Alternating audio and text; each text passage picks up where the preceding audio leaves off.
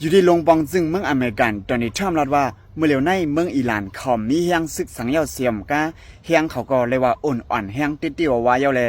ย้อนมาอุกโอเขาขายเย้านี่กันเนาะและเขาก็ตกลงว่าตีกึดยึดลองอันเฮ็ดออกหมักนิวเคลียร์เสียมกะ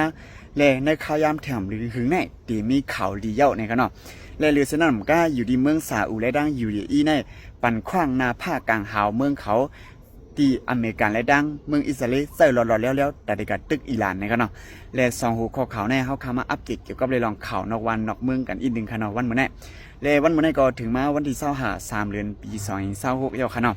และอยู่ที่เมืองอเมริกันจำจึงตอนนี้ทรัมป์ลาดว่าค่ะเนาะมันจะลาดว่าอยู่ที่เมืองอิหร่านให้มาย้อนอุปโอเฮาขายอแต่เลี้ยวเนี่ยเนาะด้วยก็ว่า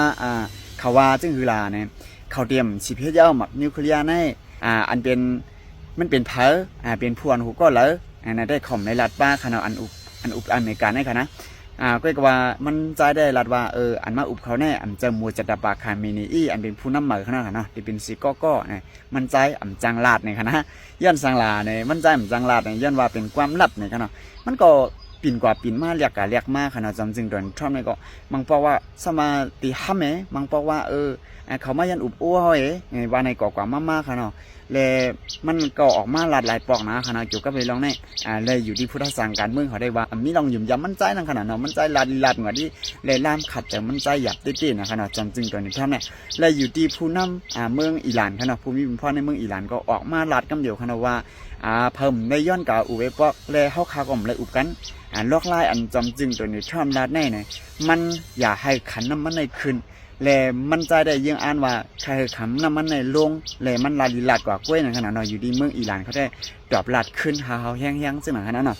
กล้วยกาเป็นซึ่งคือเกาหลีอยู่ที่เมืองUAEและดังเมืองซาอุได้ก็ว่าปันนาภาคกลางหาวที่เมืองอเมริกันในขณะซึ่งเวลาเนี่ยย้อนว่าเขาย่ำหมักแต่อิหร่านหาแห้งๆนั่นขนาดนะเมืองหนังที่เมืองซาอุและสร้าง UAEเขาจะในรายสร้างในเขาย่ำหมักแต่อิหร่านฮื้อมันก็โดนอิหร่านให้จะในคือนั่นกันเนาะเตรียมเย็นแล้วค่ะก็เนาะเจ็บน้ำมาเสียก็มือเริ่มมือง่ายกินซะหน่อยก็เนี่ยปันเฮียงอเมริกันและอิสราเอลเตรียมเตียเขาห้ำละเนี่ยเขาปันหน้าภาคกลางเฮาเข้ากับยื้อเข้ากับมังลาใครบ้านนั้นกันเนาะกับก่อนบนมาได้ก็เขาเป็นเมืองอุ้ยดีอเมริกันอยู่ซิด้าก็ว่าเขาได้ว่าเขาอยู่วงกลางเขาอยู่ในกลางมันเนี่ยนะครับเนาะเขาจ้อมไผ่แล้วก็ว่าไปมังมีเมืองอเมริกันและดังเมืองอิสราเอลสมาปักไว้ในเมืองเขาดังหนำดังหลายนั่นขนาดเนาะและอยู่ที่เมืองอิหร่านได้ก็โซนสีโซนห้าว่ามังกันเรียบบ้องไปมังมีอเมริกันมีกันเลยก็ในปัดกันได้ขนาดเนาะและสองหูข้อขาวในก็เขาเข้ามาอัปเดตกันขนาดนะความซื้อมาในก็มันจึงจำจึงตัวเท่านั้นมันมีลองหยุ่มยำเอาขนาดเนาะมันใครลาทางก็มันลาดกันดิและอยู่ที่ภูมิบนพรในเมืองอิหร่านเขาขึ้นตรวจว่าแท้เนาะการเดลาดว่าปังตึกกึดตึกอันว่าแน่เนี่ยกึดตึกกึดตึกอันว่าแน่เนี่ยมันอยู่ที่เนื้อเลี้ยงในขนาดของใครว่าทั้งจำจึงตัวท่อนนั่นขนาดเนาะจำจึงตัวท่อนในมันเฮ็ดสังก็มันต่างคือเนื้อเลี้ยง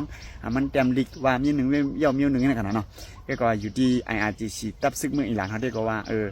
มันอยู่ที่เนื้อเพลินแต่ที่อุปโอตกลงกันทั้งสองฝ่ายก็มันจะว่าอยู่ที่เนื้อเลี้ยงไอ้เย่าตัวเนื้อเลี้ยงหรอนั่นขนาดเนาะใครว่าคิดว่าไปก็ว่าใครว่ามังกว่าซื้อก็ว่านั่นขนาดเนาะกวยการเป็นซึ่งสิเกาหลีเงาลายมันหรือหลากหลายมาซึ่งเทียงในข้าวจังไกมาอัปเดตกันเทียงกำหนึ่งค่ะเนาะหมักซุงตั้งมดตั้งเสียงค่ะ